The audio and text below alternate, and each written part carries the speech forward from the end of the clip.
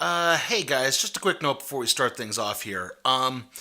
Yeah, I'm still kind of having a few kinks with the video editing software trial version I downloaded. It turns out Movie Studio Suite is really good at editing video, but not so much any other form of media like audio or pictures. The pictures you're seeing are from a digital copy of the book I had in a Humble bundle. I also had a normal book that you see me holding up throughout the video. Uh, Basically, the editing is not going to look too good during the parts of the story that I'm narrating. I tried to make it look as best as I could, so here's kind of a sorry in advance. Thank you. Let's start the show.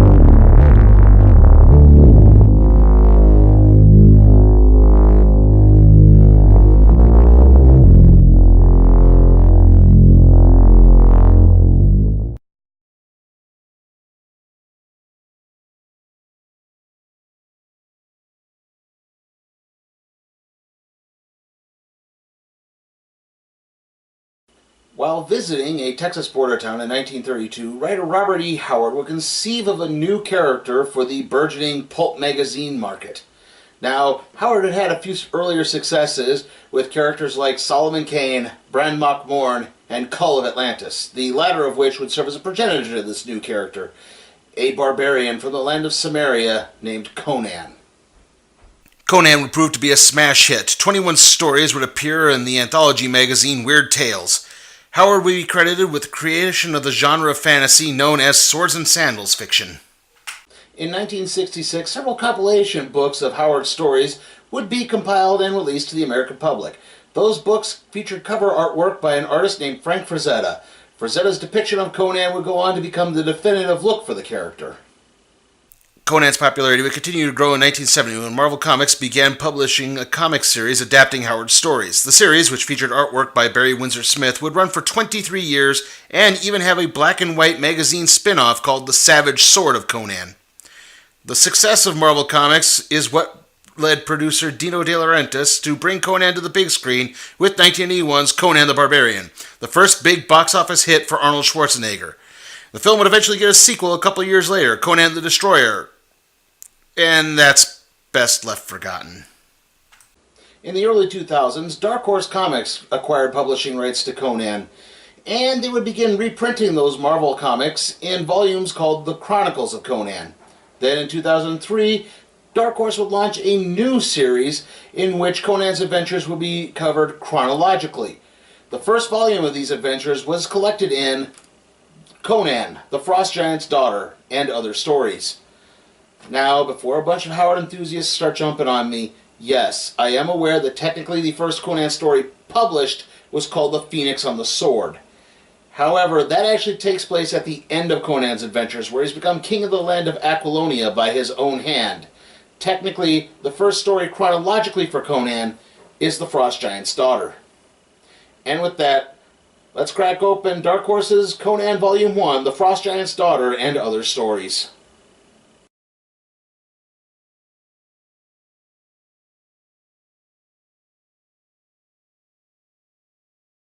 A young prince surveys a land newly conquered by his father. The prince has been aloof throughout much of this, which has greatly upset his vizier.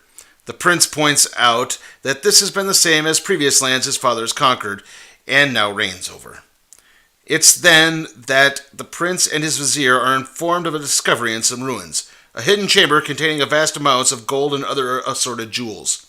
The prince, however, is more fascinated with the room's centerpiece, a toppled statue of some type of warrior. The vizier translates the statue's inscription. The warrior is named Conan, who conquered this land with his bare hands. Wishing to know more, the prince dispatches his vizier to find out as much information on this Conan as he possibly can. Sometime later, the vizier returns with several scrolls. He informs the prince that these scrolls do tell of someone named Conan. However, some scrolls tell of a thief, others of a mercenary, and others still of a warrior. And they've come from various parts of the world, so they could possibly be a same man. But the prince does not care, and the vizier begins reading. Long ago in the land of Asgard, roving bandits called the Vanir lay waste to a small village. A woman tried to escape the village, only to be cornered by two Vanir. Salvation would arrive in the form of a stranger, who took down those two thugs, and then lay waste to their reinforcements. It's then that the rest of the Vanir are driven off by the arrival of the forces of the village's inhabitants, known as the Aesir.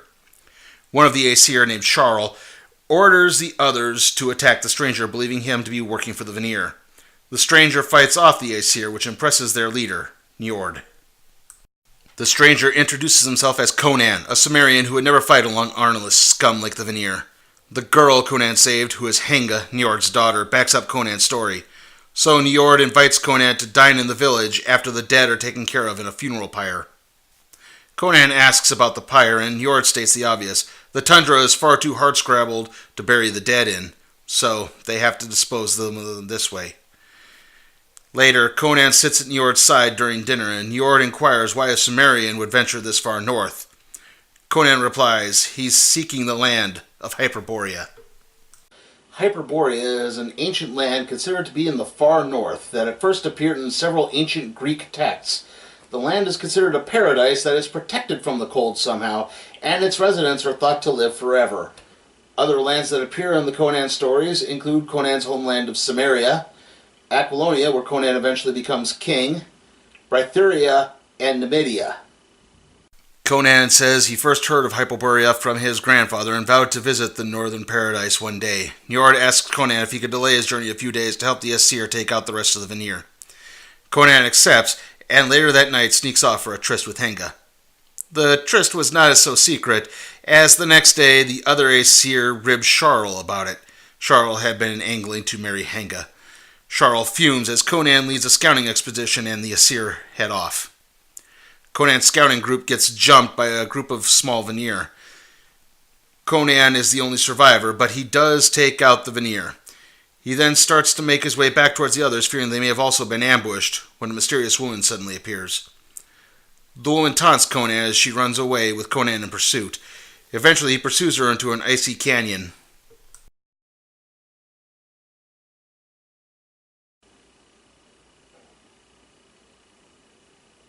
Q Akbar. The woman calls out her two brothers. It turns out she is Atale, daughter of Ymir, ruler of the Frost Giants. Much to Atale's surprise, Conan makes quick work of her brothers, and Atale starts to flee. Just when Conan lays a hand on her, she calls out to her father and disappears in a flash of light. This causes Conan to fall over the edge of a small cliff. Conan comes to and finds the other Aesir standing around him.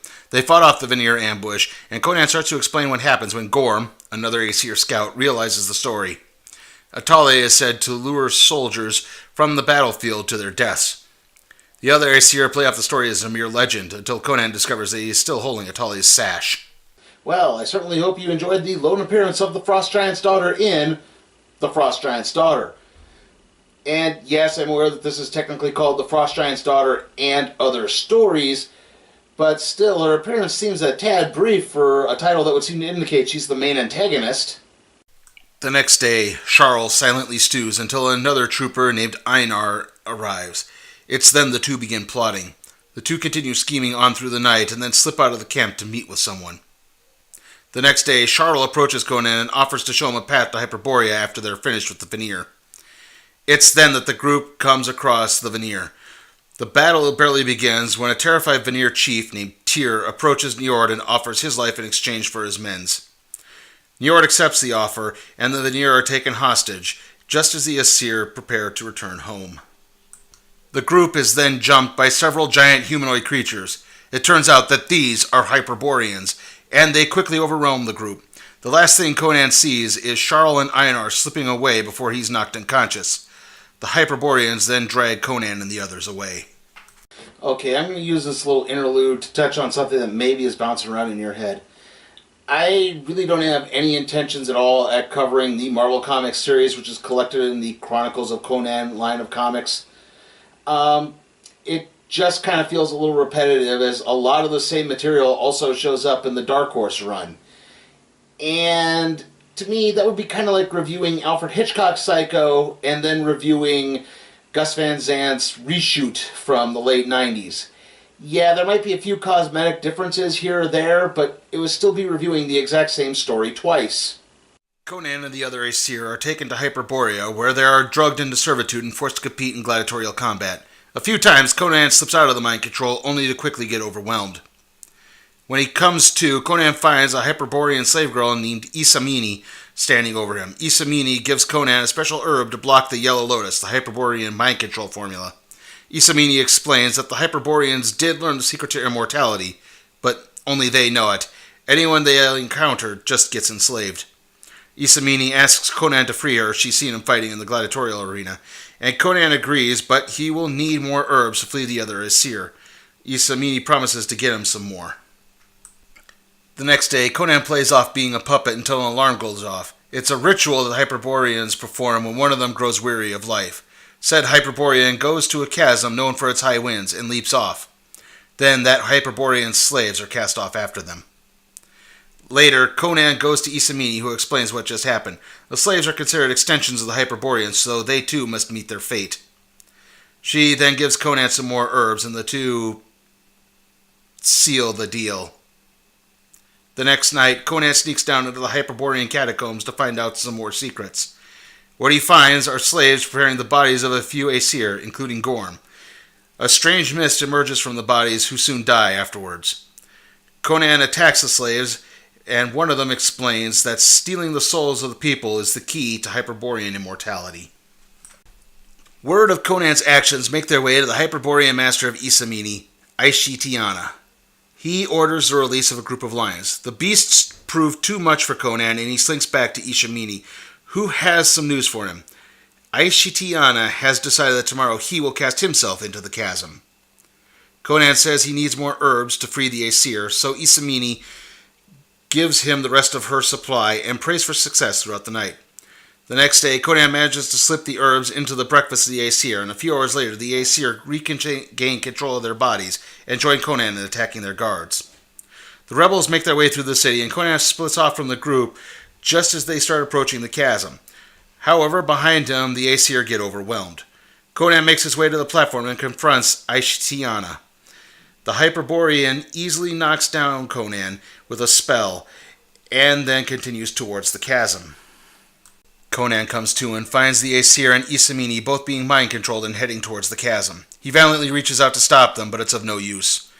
They head into the chasm and fall to their deaths.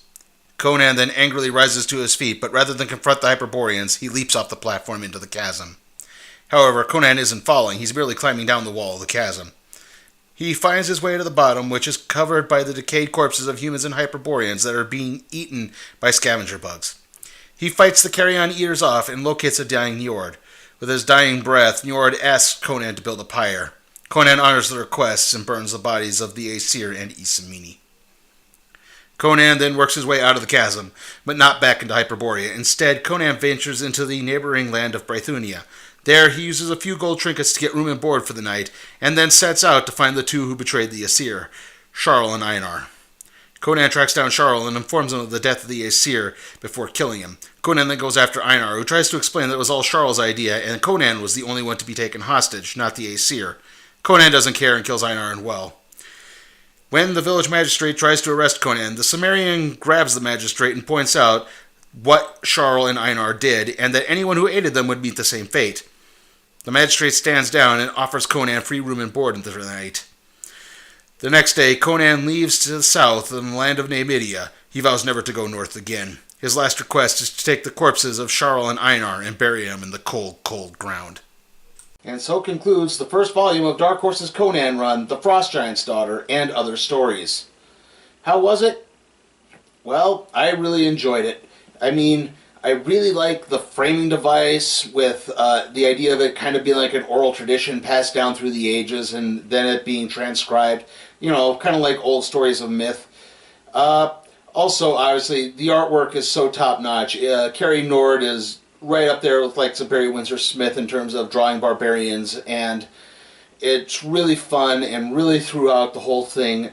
Great characterization for Conan. I mean, if your idea of Conan is, you know, the Arnold Schwarzenegger movie or that one that came out a few years ago, yeah, he's not really the monosyllabic beef chunk those movies has depicted him as. He's really a lot more intelligent, and I think this is a great way of presenting him to, for lack of a better term, uninitiated masses. That being said, there's a few drawbacks. Namely, I touched on it earlier, the fact that the Frost Giant's daughter that's in the title really doesn't play a big role in it. In fact, the end of it, where Conan has the sash from the Frost Giant's daughter, goes nowhere. That and the Hyperboreans themselves, they get a little boring. I mean, when they first show up, it's cool that they kind of dominate the Aesir and they just go through everything, and then suddenly they're just aloof morons, and yeah, whatever interest they had quickly fades. But those are kind of trivial nitpicks a little bit. I'm going to give Conan, the Frost Giant's daughter, a B. Now, again, normally this is where I'd select what we're going to do the next time on the Random Trade Review, but as you recall, I held a poll, and those which selected the next 3 episodes, and that second episode has already been selected. So, be here in 2 weeks for episode 52, where we cover Green Arrow, The Sounds of Violence.